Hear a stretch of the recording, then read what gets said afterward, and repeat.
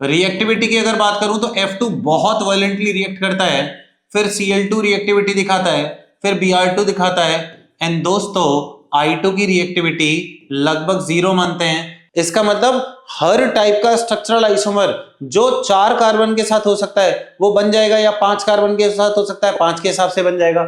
इसका मतलब ये कायरल सेंटर फिक्स्ड है, या तो इसका R कॉन्फ़िगरेशन है या इसका S कॉन्फ़िगरेशन है। मान लेते हैं थोड़ी देर के लिए R कॉन्फ़िगरेशन है, तो क्या मैं बोल सकता हूं ये फिक्स्ड R कॉन्फ़िगरेशन। यहां तो बेचारा कायरल सेंटर ही नहीं बचा, बाकी सब जगह fixed R configuration R configuration R configuration होगा। अगर मोलिब्डेनम ऑक्साइड होता है, MO2O3 होता है, तो आपको इसको अल्डिहाइड तक ऑक्सीडाइज करना है। और अगर यहां पर अगर मैं बोलूं आपको मैग्नीज एसीटेट होता है। जय हिंद प्यारे बच्चों, मैं योगेश पाठक भौतिकी प्लस के प्लेटफॉर्म पे जेई सेंचुरी का अगला वीडियो लेके आया हूं, which is known as hydrocarbon alkanes. Alkanes की बहुत छोटी छोटी रिएक्शन जेई मेंस पूछता रहता है, जिसमें आइसोमराइजेशन, जिसमें एरोमेटाइजेशन, जिसमें साइक्लाइजेशन, और सबसे खास जो मेंस और एडवांस के बहुत पास है वो है आपकी फ्री रेडिकल सब्स्टिट्यूशन रिएक्शन। तो आइए इन छोटी छोटी रिएक्शन पे हम फटाफट से बात कर लेते हैं और जो इनके कॉन्सेप्ट हैं वो जान लेते हैं। तो देखो, वैसे तो मैं तुम लोगों को अल्केन के बारे में एक छोटा सा ओवरव्यू दे देता हूं कि alkane are highly inert in nature, they are very much less reactive. बस सनलाइट के प्रेजेंस में रेडिकल वाली रिएक्शन होने लग जाती है, लेकिन जब वो होती है तो अनकंट्रोलेबल रिएक्शन होती है, हर जगह हो जाती है। जहां जहां हाइड्रोजन होता है एटलीस्ट वहां तो हो ही जाती है। तो अगर मैं फ्री रेडिकल सब्स्टिट्यूशन की बात करूं फिर कि कैसे हो रही होगी फ्री रेडिकल सब्स्टिट्यूशन रिएक्शन, तो उसका मैकेनिज्म एक बार देख लेते हैं कि मान लो आपके पास अल्केन है और अल्केन में X2 in presence of sunlight डाला है, तो सब्स्टिट्यूशन है तो एक हटेगा, एक जुड़ेगा, H हटेगा, X जुड़ेगा। अब ये काम कैसे होता है? ये काम 3 पार्ट में होता है। फर्स्ट पार्ट है आपका इनिशिएशन, सेकेंड पार्ट है आपका प्रोपेगेशन, फर्स्ट पार्ट है आपका प्रोपेगेशन, थर्ड पार्ट है आपका टर्मिनेशन, थर्ड पार्ट है आपका टर्मिनेशन। तो इनिशिएशन की अगर मैं बात करूंगा तो इनिशिएशन में X2 in presence of sunlight हमेशा रेडिकल जनरेट होते हैं। X पर जैसे ही फोटोन आएंगे XX बॉन्ड ब्रेक हो जाएगा रेडिकल और रेडिकल में, और ये जो एक X डॉट है वो H डॉट को अपने पास उड़ा के ले जाता है, बनाता है R डॉट। अगर ये R डॉट 3 डिग्री बनेगा तो रेट ज्यादा होगा, because this is more stable. अगर ये 2 डिग्री बनेगा रेट कम होगा, 1 डिग्री बनेगा तो रेट और कम होगा। और यहां टर्मिनेशन वाले केस में 2 रेडिकल आपस में कंबाइन करके, तो एक तो ये वाला R डॉट और ये बचा हुआ X डॉट आपस में एक्टिवेशन एनर्जी 0 के साथ कंबाइन करके RX का फॉर्मेशन करता है, जो कि मेजर प्रोडक्ट होगा। अब अगर रेडिकल बनाए तो X2 अलग अलग देने पर रेट का फर्क पड़ना चाहिए, तो इसमें एक हम पैरामीटर देखते हैं कि what is the reactivity. Reactivity की अगर बात करूं तो F2 बहुत वायलेंटली रिएक्ट करता है, फिर Cl2 रिएक्टिविटी दिखाता है, फिर Br2 दिखाता है, एंड दोस्तों I2 की रिएक्टिविटी लगभग 0 मानते हैं। हम कहते हैं कि अल्केन बड़ी मुश्किल से रिवर्सिबल तरीके से I2 के साथ रिएक्शन करता है, तो आप तो नो रिएक्शन लिख दीजिएगा, it is very slow and reversible. F2 बहुत वायलेंट रिएक्शन करता है, इवन टेस्ट ट्यूब फट जाती है। अगर मैं सेलेक्टिविटी की बात करूं कि कौन किस डिग्री के कार्बन के लिए सेलेक्टिव है, तो Br2 is highly selective, then Cl2 selective होता है, F2 बिल्कुल भी सेलेक्टिव नहीं है, इतना तेजी से रिएक्शन करता है, इतनी हाई रिएक्टिविटी होती है, उसे फर्क ही नहीं पड़ता कि 1 डिग्री है, 2 डिग्री है, 3 डिग्री है। और I2 तो बेचारा रिएक्शन किया ही नहीं। अब अगर मैं आप लोगों से पूछूं कि यहां पे अगर मान लीजिए ऐसा कुछ है और Cl2 HNO डाल रखा है, तो फ्री रेडिकल सब्स्टिट्यूशन में कितने प्रोडक्ट बनेंगे? तो आपको करना क्या है, आपने क्या देखा है कि भाई H डॉट को हटा के हेलोजन डॉट लगा दो, तो Cl डॉट यहां लगा सकते हैं। और कहां लगा सकते हैं बताओ भाई? ये दोनों तो सेम चीज है, तो H डॉट को हटा के Cl डॉट यहां लगा सकते हैं। और कहां लगा सकते हैं? यहां पे लगा सकते हैं, H डॉट को हटा के Cl डॉट लगा सकते हैं। और क्या कर सकते हैं, यहां पे H डॉट को हटा के Cl डॉट लगा सकते हैं। ऐसे करके 4 प्रोडक्ट बन जाएंगे। लेकिन जब भी आपसे टोटल प्रोडक्ट पूछे जाए, आपको विद स्टीरियो आंसर करना होता है, तो जब आप यहां पे काम कर रहे थे तो आपका एक कायरल सेंटर जनरेट हो गया था, जिसकी वजह से 2 प्रोडक्ट आएंगे। यहां पे कोई कायरल सेंटर जनरेट नहीं हुआ है, जिसकी वजह से 1 प्रोडक्ट आएगा। यहां पे ये कायरल सेंटर जनरेट हुआ है, जिसकी वजह से 2 प्रोडक्ट आएंगे। और यहाँ पे कोई कायरल सेंटर नहीं है जिसकी वजह से एक प्रोडक्ट आएगा। तो टोटल प्रोडक्ट कितने हो जाएंगे? टोटल हो जाएंगे 2 + 1 + 2 + 1 विच इज इक्वल टू 6। अगर पूछा जाए कि ऑप्टिकली एक्टिव कितने प्रोडक्ट होंगे, तो ऑप्टिकली एक्टिव कौन कौन से होंगे? ये दोनों होंगे और ये दोनों होंगे। कौन से वाले? ये दोनों और ये दोनों। ये इनएक्टिव है, ये इनएक्टिव है, तो total optically active product will be 4। ऐसे करके क्वेश्चंस का आंसर कर सकते हैं। अब इसमें एक चीज आ जाती है कि बताओ सेम क्वेश्चन अगर मैं Cl2Hd उड़ा लूंगा तो मेजर प्रोडक्ट कौन सा होगा? तो लोग कहते हैं कि देखो Cl 3 डिग्री पे रेडिकल बनाना चाहेगा। True, 3 degree radical is most stable, but आपको जो मेजर प्रोडक्ट ढूंढना है वो आपको ढूंढना है एक्चुअली में number of identical hydrogen multiplied by preference factor, यानी किस फैक्टर से प्रिफर किया है उसने। तो अगर मैं बात करूं कि आइडेंटिकल हाइड्रोजन 1 डिग्री में एक जैसे हाइड्रोजन 6 हैं और 1 डिग्री में एक जैसे हाइड्रोजन 3 अलग हैं, मैं किन 6 की बात कर रहा हूं?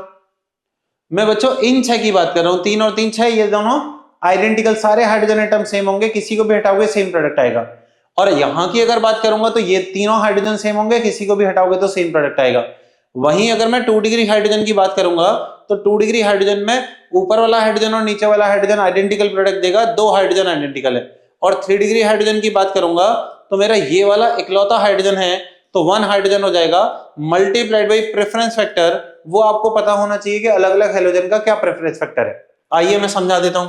अगर मैं प्रेफरेंस फैक्टर देखूं 1 डिग्री 2 डिग्री 3 डिग्री में, तो F2 वॉलेंटली रिएक्ट करता है, इसलिए प्रेफर करता नहीं है, सबको इक्वल रेट से रिएक्शन करेगा। इसका 1 3.85 होता है। Br2 का अगर प्रेफरेंस फैक्टर देखोगे तो 182 1600 होता है। और I2 का अगर देखोगे तो I2 के केस में नो रिएक्शन होती है। अब इसके बाद जब मैं यहाँ पे प्रेफरेंस फैक्टर का मल्टीप्लाई करूंगा तो 1 डिग्री के लिए 1, यहाँ के लिए 3.8 और यहाँ के लिए 5। इसके लिए जो आएगा प्रोडक्ट वो आएगा 6, ये आएगा 3, ये आएगा 7.6, ये आएगा 5। जो ज्यादा आता है वो मेजर।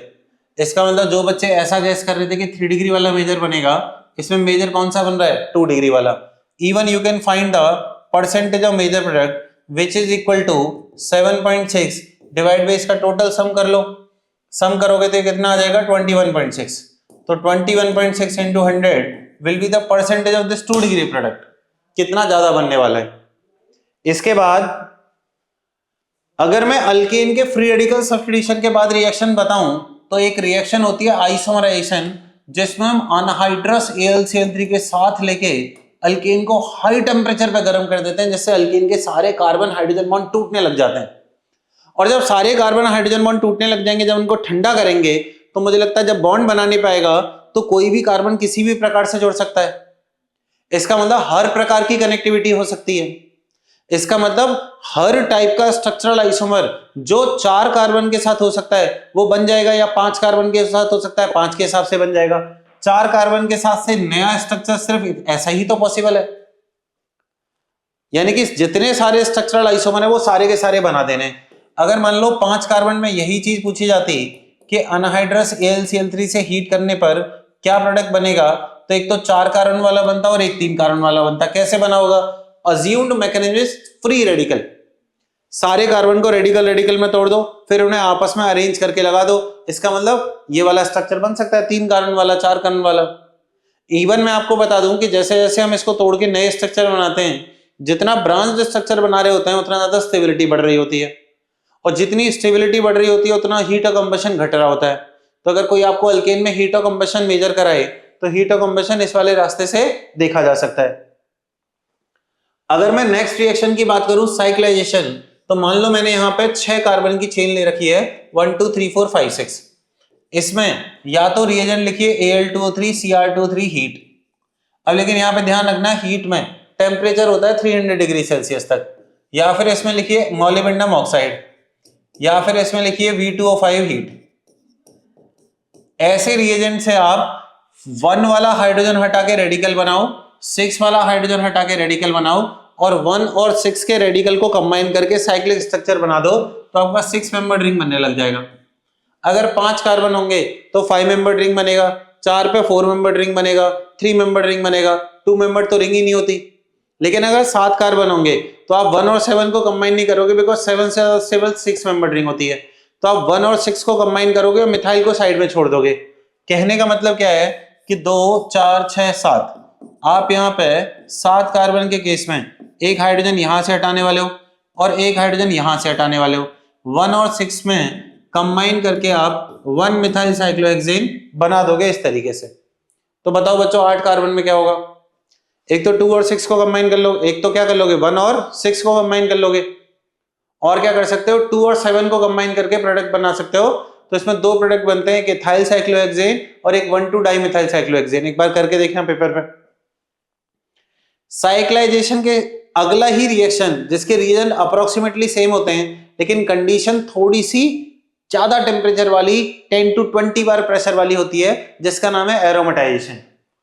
तो मैं अगर यहां पे सेम चीज लूं और सेम रिएजेंट रख दूं जिसको रिफॉर्मिंग भी बोलते हैं, Al2O3 Cr2O3 at temperature 500 to 600 degree Celsius at pressure 10 bar to 20 bar. High temperature high pressure ले लो, वो आप मोलिब्डेनम ऑक्साइड के साथ भी ले सकते हो, वो आप वेनेडियम ऑक्साइड के साथ भी ले सकते हो, वो आप यहाँ पे पीडीसी हीट के साथ भी ले सकते हो, वो आप यहाँ पे सेलेनियम हीट के साथ भी ले सकते हो, वो आप यहाँ पे रोहिडियम हीट के साथ भी ले सकते हो। ये सारे रिएजेंट होते हैं एरोमेटाइजेशन के।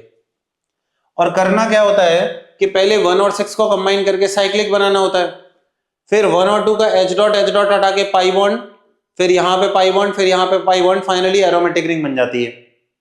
तो ये बताओ अगर 5 कार्बन का होगा तो 5 कार्बन में 5 मेंबर को एरोमेटिक नहीं बना सकते, 4 में भी एरोमेटिक नहीं बना सकते, 3 में भी नहीं बना सकते, 7 में नहीं बना सकते, 8 में नहीं बना सकते, 9 में नहीं बना सकते। कुल मिला के हिंदी की बात यह है कि जनरली 6 मेंबर रिंग पूछी जाती है। 10 में बना सकते हैं क्योंकि उसका एरोमेटाइजेशन पॉसिबल होता है। अगर मान लो मैं यहाँ पे 7 कार्बन पूछता और ये सारे रिएजेंट डालता जो कि मेंस ने ऑलरेडी पूछा हुआ है 5 6 7, जैसे मान लो मैं यहाँ पे लिख दूं मोलिब्डेनम ऑक्साइड, तो मैं कहूंगा कि भाई 1 और 6 कंबाइन करके फिर उसको एरोमेटिक बना दो, आपका आंसर क्या आ जाएगा? टॉलिन। समझ रहे हैं आप बात को? नाइट्रेशन रिएक्शन क्या होती है? जब भी अल्केन को कॉन्सेंट्रेटेड HNO3 के साथ ट्रीट कराया जाए तो उसके सारे कार्बन कार्बन बॉन्ड तोड़ने और सारे कार्बन हाइड्रोजन बॉन्ड तोड़ने, यहां पे ये दोनों बॉन्ड तोड़ के NO2 लगाना है और ये वाला बॉन्ड तोड़ के NO2 लगाना है, और जो प्रोडक्ट बनेंगे विच आर नोन एज नाइट्रोअल्केन, उनका मिक्सचर आपके पास मिलने वाला है। लेकिन हर एक कार्बन कार्बन बॉन्ड तोड़ना है और हर एक कार्बन हाइड्रोजन बॉन्ड तोड़ना है। तो अगर मान लो मैंने यहाँ पे प्रोपेन ले लिया और इसमें मैंने कॉन्सेंट्रेटेड HNO3 से तोड़ने की बात करी इसको, तो कार्बन कार्बन बॉन्ड दोनों एक ही टाइप के हैं, किसी एक को तोड़ के क्या प्रोडक्ट बन जाएगा? CH3NO2 बन जाएगा बच्चों, साथ में EtNO2 बन जाएगा बच्चों। अब बारी आएगी कार्बन हाइड्रोजन बॉन्ड तोड़ने की, तो एक कार्बन हाइड्रोजन पहला वाला तोड़ दीजिए, एक कार्बन हाइड्रोजन दूसरा वाला तोड़ दीजिए, ऐसे करके 4 डिफरेंट प्रोडक्ट बन जाएंगे अगर मैं प्रोपेन का नाइट्रेशन कराता हूं तो। आ रही बात समझ में यहां तक आप लोगों को? अगली जो रिएक्शन है वो है ऑक्सीडेशन। ये भी मेंस आजकल पूछने लग गया है कि ऑक्सीडेशन एयर में कौन से कैटलिस्ट के साथ करा रहे हैं, इस बात पर निर्भर करता है। अगर कॉपर होता है तो अल्कोहल तक ऑक्सीडाइज करना है, अगर मोलिब्डेनम ऑक्साइड होता है MO2O3 होता है तो आपको इसको अल्डिहाइड तक ऑक्सीडाइज करना है, और अगर यहां पर अगर मैं बोलूं आपको मैग्नीज एसीटेट होता है, अगर मैग्नीज एसीटेट होता है तो इसको कार्बोक्सिलिक एसिड तक ऑक्सीडाइज करना है। मैग्नीज एसीटेट होता है तो कार्बोक्सिलिक एसिड तक ऑक्सीडाइज करना है। और एक में इसमें एनसीईआरटी का इंपॉर्टेंट पॉइंट ये है कि अगर KMnO4 होता है तो 3 डिग्री कार्बन और हाइड्रोजन वाले बॉन्ड में, ये आपको 3 डिग्री दिख रहा है, इस पर हाइड्रोजन दिख रहा है, उसके केस में OH लगा देना है, यानी उसके केस में OH लगा के उसको अल्कोहल तक ऑक्सीडाइज कर लेना है। ये अल्केन के ऑक्सीडेशन में आपको ध्यान रखने वाली बात है। यहां तक समझ आ रहा होगा सब लोगों को? अब इन सब में जो सबसे ज्यादा पूछा जाता है मेंस या एडवांस में वो है फ्री रेडिकल सब्स्टिट्यूशन रिएक्शन। इसका एक क्वेश्चन IIT JEE एडवांस 2016 का ले रहा हूं। क्या सीखना है इसमें, क्या बताना है इसमें कि number of possible chiral product. तो पॉसिबल कायरल प्रोडक्ट अगर पूछूं तो यहां पे Br2 हाई टेम्परेचर पे ले रखा है, तो सबसे पहली बात तो Br डॉट बनेगा, और Br डॉट या तो इस वाले H को हटाएगा या इसको हटाएगा या इसको हटाएगा या इसको हटाएगा या इसको हटाएगा, यानी कि टोटल 5 ऐसे स्ट्रक्चर बन सकते हैं जिनमें Br H को हटा के लगने वाला है। तो आप पहले 5 स्ट्रक्चर बना लो। अगर मैं पांचों स्ट्रक्चर बनाता हूं तो हाइड्रोजन को भूल जाऊं तो ये HABRA कार्बन है, एक तो यहां पे बन जाएगा। एंड सिमिलरली इसको अपन थोड़ा ऐसे बना लेते हैं, 5 स्ट्रक्चर प्रोड्यूस करने वाले हैं, ऐसे 5 स्ट्रक्चर में यहां पे रख लेता हूं जिससे आसानी से 5 स्ट्रक्चर बन जाएं। अब वो 5 स्ट्रक्चर के बाद अगर मैं हाइड्रोजन लगाने की बात, Br लगाने की बात करूंगा, एक Br यहां लग सकता है, एक Br इसको हटा के लग सकता है, एक Br यहां लग सकता है, एक Br यहां लग सकता है और एक Br यहां लग सकता है बच्चों। लेकिन इसमें जो लिखा हुआ है वो लिखा हुआ है दिस इज इनन्यूमेरिकली प्योर। इसका मतलब ये कायरल सेंटर फिक्स्ड है, या तो इसका R कॉन्फ़िगरेशन है या इसका S कॉन्फ़िगरेशन है। मान लेते हैं थोड़ी देर के लिए R कॉन्फ़िगरेशन है, तो क्या मैं बोल सकता हूं ये फिक्स्ड R कॉन्फ़िगरेशन, यहां तो बेचारा कायरल सेंटर ही नहीं बचा, बाकी सब जगह fixed R configuration R configuration R configuration होगा। अब अगर ये फिक्स्ड R कॉन्फ़िगरेशन है तो ये इकलौता प्रोडक्ट काउंट होगा, इसको दो मत काउंट कर लेना। यहां पे एक प्रोडक्ट काउंट होगा, ये तो फिक्स्ड है लेकिन ये तो वेरिएबल है ना, इस पर तो कोई कंडीशन है नहीं है, तो इसके दो मानूंगा, इसके भी दो मानने वाला हूं मैं, और इसका ये तो कायरल सेंटर है नहीं, ये फिक्स्ड वाला है, फिक्स्ड वाले को एक मानना है। लेकिन क्वेश्चन में आपको टोटल नहीं बताना था, क्वेश्चन में बताना था बच्चों कायरल प्रोडक्ट, मतलब ओनली ऑप्टिकली एक्टिव प्रोडक्ट। तो इस सेंटर की वजह से ऑप्टिकली एक्टिविटी आ जाएगी, तो एक मैं काउंटिंग कर लूंगा, ये कायरल नहीं बचा इसलिए इससे 0 काउंट करूंगा। यहां पे अगर मैं बात करूं तो R और S, ऊपर इथाइल नीचे मिथाइल है, कोई सिमेट्री नहीं आएगी, दोनों काउंट कर लूंगा। लेकिन इस वाले केस में ये CH3 और ये CH3 है, बीच में एक कार्बन है, नीचे एक ब्रोमीन है, ऊपर का ब्रोमीन या तो राइट हो सकता है लेफ्ट हो सकता है। अब ये तो फिक्स्ड है, जब ये राइट होगा तो आपको बीच में प्लेनो सिमेट्री मिलने लग जाएगी, और जब ये लेफ्ट होगा आपको तो बीच में प्लेनो सिमेट्री नहीं मिलेगी, यानी कि इसके दो में से एक ऑप्टिकली इनएक्टिव है और एक ऑप्टिकली एक्टिव है। और ऑप्टिकली एक्टिव अगर एक है तो इसकी वजह से 1 काउंट करने वाला हूं। इसके बाद इसको अगर देखोगे तो यहां पे एक फिक्स्ड वाला है, तो फिक्स्ड वाले में 1 ही होगा, तो टोटल मिला के 3 और 2 5 इसका आंसर होने वाला है। तो अल्केन एक बहुत छोटा टॉपिक है जिसमें आइसोमराइजेशन, साइक्लाइजेशन, एरोमेटाइजेशन और फ्री रेडिकल सब्स्टिट्यूशन बहुत ज्यादा मेंस और एडवांस पूछता है। आप इनको रिवाइज करके मेंस में कुछ नंबर कमा सकते हैं। जय हिंद बच्चों, ऑल द बेस्ट।